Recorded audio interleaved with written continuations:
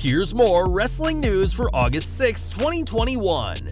And your headlines for this afternoon include: Pete Dunne's WWE contract is coming to an end, trends on social media when the news broke. Malakai Black on strange final meeting with Vince McMahon before WWE release. Eric Bischoff on how AEW should treat hotshot CM Punk. WWE in big money lawsuit over employee car wreck. AEW pitched a great idea after Ric Flair WWE release. WWE could be signing another Olympic gold medalist. Yet another big WWE name could end up in AEW soon. Recently released WWE wrestler wants to become a motivational speaker, and more. We are starting today with NXT, and earlier this week we reported how Adam Cole's current deal ends after this month's SummerSlam, and he's not the only big name who could be on their way out. According to Fightful Select, Pete Dunne is currently in a situation similar to Cole, and a subsequent report from Sean Ross Sapp reports that his deal, like Cole's, could be up as soon as after SummerSlam 2021. Dunne joined WWE in 2016 as part of the NXT UK brand, winning the NXT UK title the following year, holding the title for 685 days before losing to current champion Walter. After news broke of his potential departure, Dunne's name quickly trended on Twitter, as fans debated whether a move to AEW, New Japan, or re-signing with WWE is the right call. It'll be very interesting to see where the Bruiserweight could land should he leave WWE, especially as his contract seems to be coming to an end very soon. Now, before he was Malakai Black in AEW, Aleister Black had an impressive time in NXT before an underwhelming main roster tenure. Black spent much of his final year with WWE off TV, as the company had no plans for him, and despite his return to SmackDown in May, the decision was made to cut him in June. Speaking on the Talk is Jericho podcast, Black discussed his WWE release and the final meeting he shared with Vince McMahon. He said, "I've been told the actual reason, which I can't talk about that because number one, it's no longer relevant because I'm here now. 2 weeks before I attacked Big E on the night of the last vignette, I had a sit down with Vince and he was very convinced of it. He liked it. I just wanted to get his thoughts. I hadn't seen him in 6 months. A lot happened at that point. I wanted to sit down with him a little bit and kind of see how he was doing. We had just a normal conversation. How do you feel about it?" And he was like, "Yeah, great. I like it a lot." And then we did the attack on Big E. Something about it just didn't feel right, and I told my wife, I don't know what it was. The way he looked, there was a disconnect. Not a disconnect as in, I don't get it, but I kind of felt that he had made up his mind even back then. It's his company, it's fine, no harm, no foul. During this week's AEW Homecoming, Black defeated Cody Rhodes in decisive fashion, as his booking is already much better than his final few years with WWE.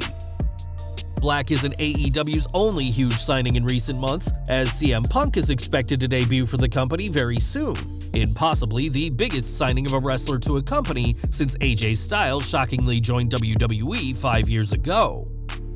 Everything with Punk is moving very quickly, but it's all happening too quickly for Eric Bischoff, who suggested on his podcast that the All Elite promotion needs to take their time with the best in the world.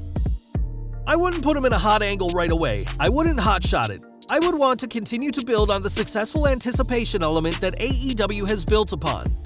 I wouldn't drag it out for 6 months, but I like the idea of Punk, especially because he can talk, coming in on commentary, stirring the shit, and building upon that for a couple of weeks, and then eventually have a spontaneous combustible moment, and that leads to a wrestling storyline. That's probably what I would do." As arguably their biggest signing ever, it'll be hard for AEW not to push Punk straight to the top once he appears on TV, and we'll have to wait and see what kind of booking he receives after 7 years away from the ring. Back to WWE, and the sports entertainment juggernaut is no stranger to lawsuits, and they have a pretty big one on their hands. On June 12th, Jackson Parsons filed a lawsuit against WWE after he was involved in a vehicular incident with a car rented by the company.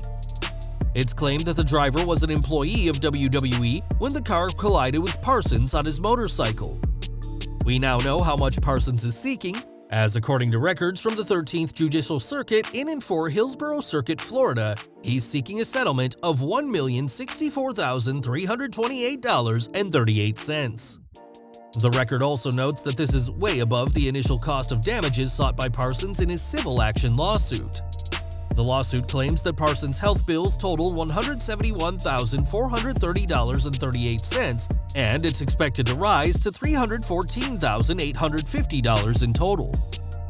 It adds that he's lost a total of $75,036 to $100,048 in his earnings, as the crash made him unable to work.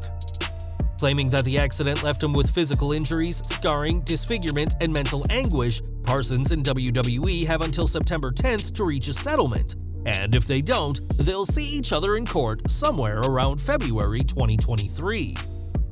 This month, Ric Flair parted ways with WWE, and there's been plenty of talk of what he'll do next.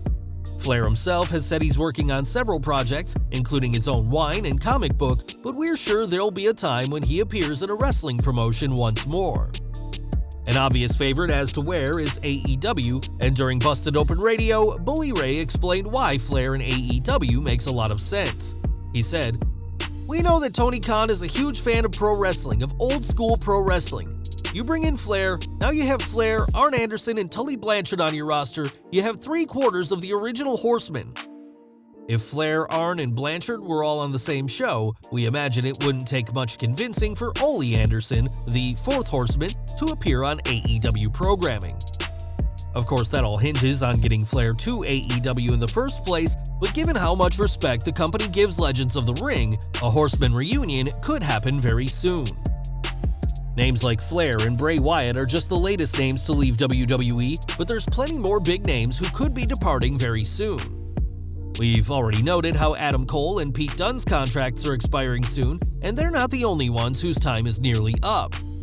In June 2018, Sami Zayn signed a 3-year deal, meaning his contract should already be up, but his deal was extended due to an injury, meaning his contract will be coming to an end in the next few months. It's believed that Zayn, like countless WWE superstars, will join AEW after his contract is up, unless the company can coax him into signing another lucrative deal with them.